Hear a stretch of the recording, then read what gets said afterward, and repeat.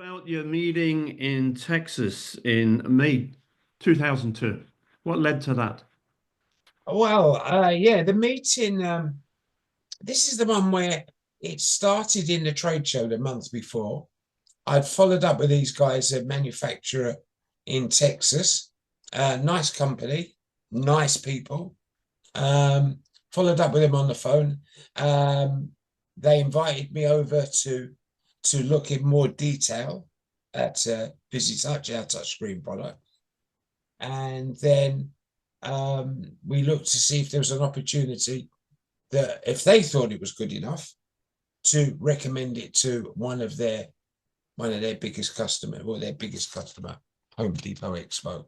And getting just, I don't know if I said on the last discussion we had, but there's an art in actually getting in front of the buyers of Home Depot or the merchandising managers.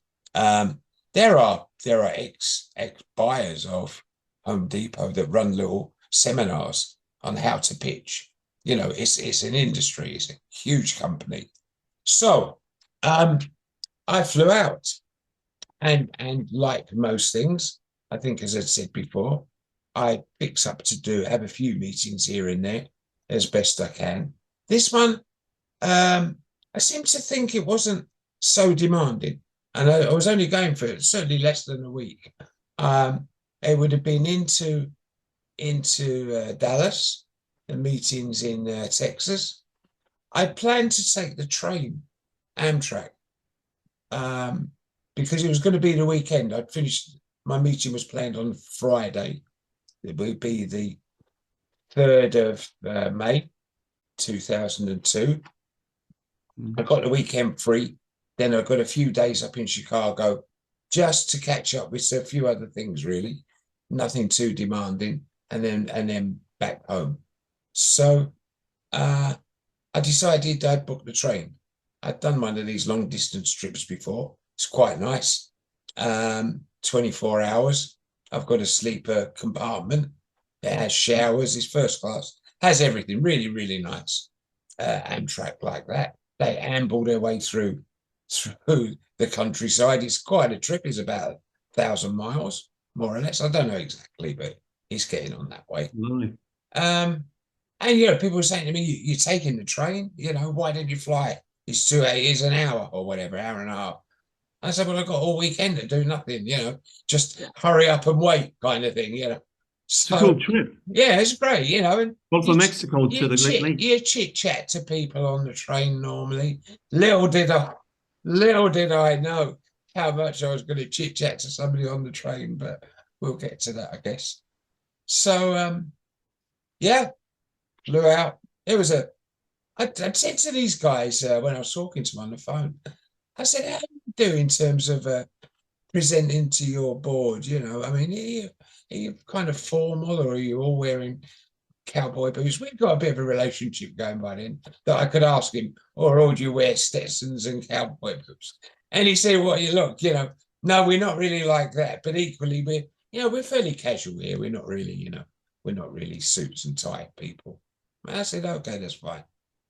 So when I got in on, I think on the 2nd nighttime, I got in, but my bags didn't get in. And my bags still didn't get in on the 3rd. When they came to pick me up to take me to this meeting, I'm still in the same clothes that I left Manchester in 2 days before, or it felt like 2 days before. And I remember him saying to me, "Look, hey, I know we said casual, but this is pushing it, But anyway, no, they were fine. So we did this whole presentation.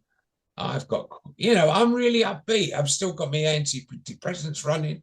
They're making me, my feel-good medicine is really making me feel good.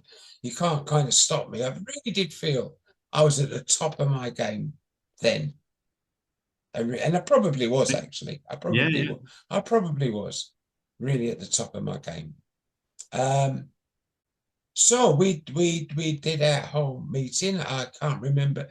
I was there a bit of the day. We had a bit of social time with the company. They were nice people. Just had a quiet evening back at the hotel. And the next morning on the Saturday, I think the train was leaving at 2 o'clock, more or less. So I'd got time. I was staying about 45 minutes from downtown Dallas. I got a taxi up. I was there early and I was fine.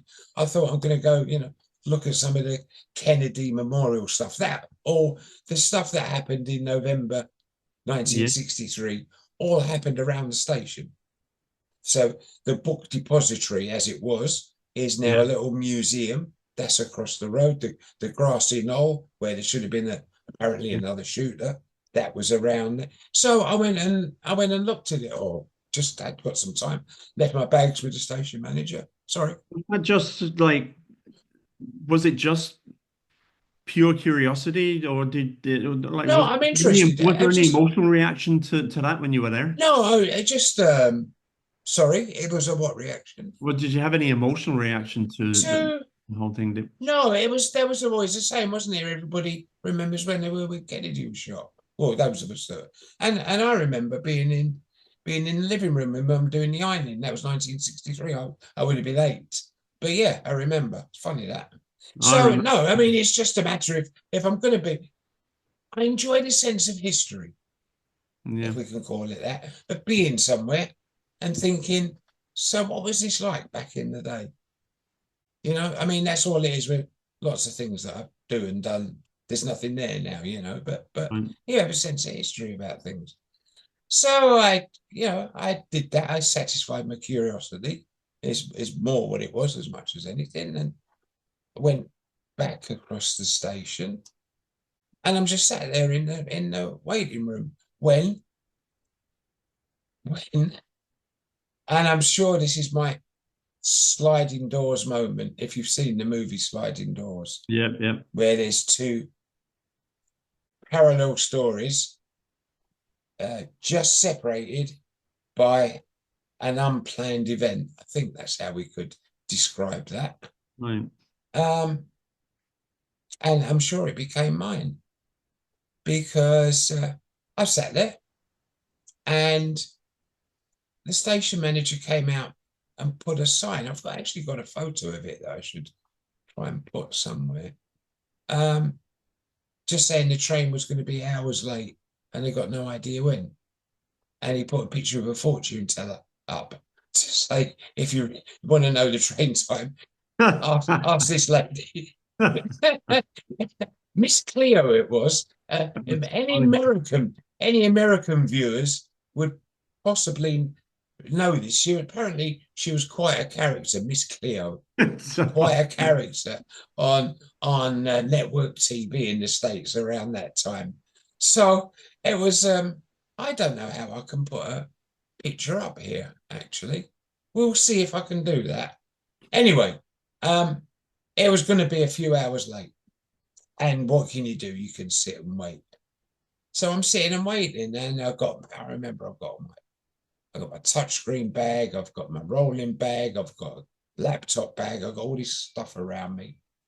And I was just sitting there and kind of glanced around, and there was I'm going to say cute looking blonde. Not that the blonde made any difference. But I don't know. I don't know. There was just something thinking, oh, maybe it'd be nice to chit chat with her for a little while. Whatever. Yep.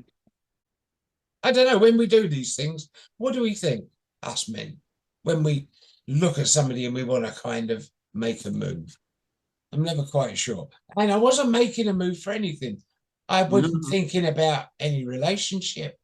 I mean, I just wasn't really. I mean, to this day, I don't know why. I mean, it was my sliding doors moment because if the train had been on time, I'd have got on it in my first class bit, and that'd have been me. I'd probably never spoken to her. Hmm. But the train wasn't on time; it was late, and I did talk to her. So she'd gone out for a cigarette. I thought, okay, there's a something we have in common. There's a touch that we have in common. We both smoke. So she went out for a cigarette and come back in, and I kind of smiled a bit, and she smiled back, and I did one. I kind of went up to her in my best Michael Caine voice. Would you mind just watching my bag while I go for a cigarette? Not very Michael Caine, I know, but to Americans, It's it's either that. apparently It's works. either that or oh my God, you're Australian. Because we say mate. It was about the time of the Crocodile Dundee movies as well. So if you say mate, they think you're Australian. Anyway, I'd uh, and she went, "Oh my God, you're British," and I said, "Oh yes." Uh, so anyway, we just started talking. We both went out for a cigarette. No, nobody was going to steal my bags. For goodness sakes, watch my bags. I mean, who's going to? Anyway, so that was it. So It's we're good. just kind of talking about stuff. She'd she was my age ish. Couldn't tell exactly, but around my age. She wasn't like young. I was late 40s at the time. She'd been working for TWA. She's married. Worked for TWA in St. Louis, Missouri, is where she lived. But she was from Texas, West Texas. Been down to see her mum before she started working with Delta, I think. Yeah, Delta. The following month in Atlanta. Oh, there was a thing. I thought, because I'd already arranged with these guys, my business guys. We were going to be in Atlanta, which is Home Depot's head office. Oh, also in June. So I thought, oh, okay, this could look good. And I did say at one point, that'd be good if we got together. And she seemed quite positive at that. I don't know why. And I think, we'd never get to speak to her, but I think she'd think the same probably. Neither of us saw anything coming particularly. So anyway, we got on the train. She went to a coach. I went to the first class bit. I did engineer it with the steward in my carriage. I have to say, I did engineer a meeting for dinner. I asked him to find that lady, and he kind of did. He knew what I was on about. I mean, she was quite striking, I have to say, quite striking. And in time, I mean, God, yeah. I mean, she was always 100% when she went out. Always looked absolutely perfect. Anyway, that was the aside. So we had dinner, and then we had a couple of drinks, and there was one little smoking compartment in the bar, and that was much about it really. She went off to sleep in her bit, and I went off to sleep in my bit, and that was it done really.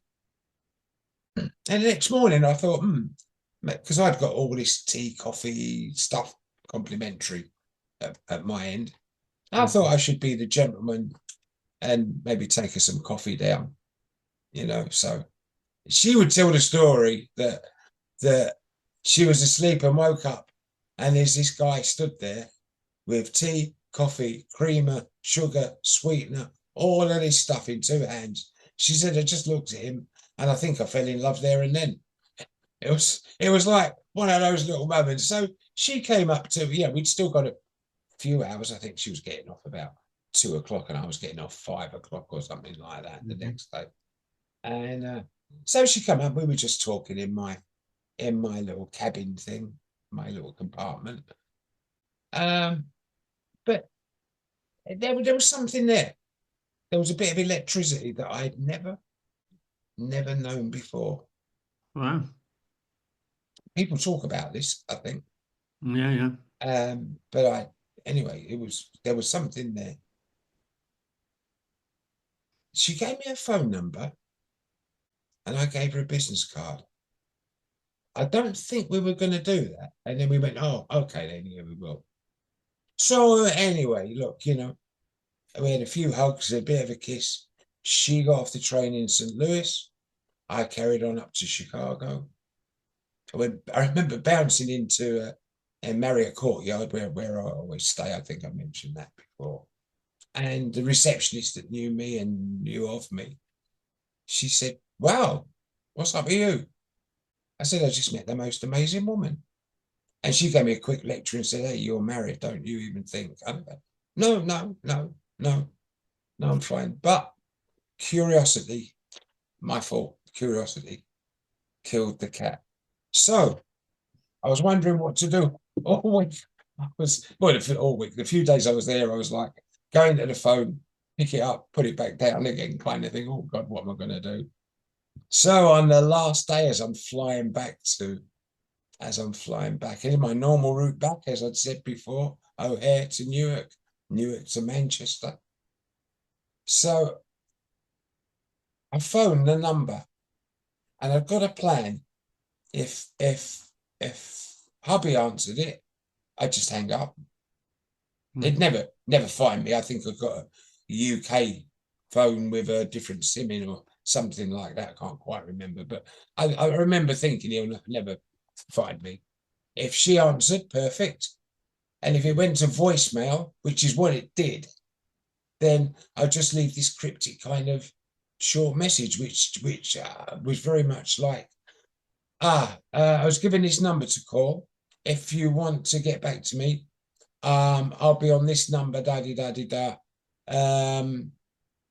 at 5 till 7 o'clock Eastern time or something like that. When I would be in Newark, and that was me. I flew to Newark, and of course the phone went, and it was her, and that was the start of a whole thing, really. Yeah, we kept talking and making little bits of plans, and then we did end up meeting each other in Atlanta in June.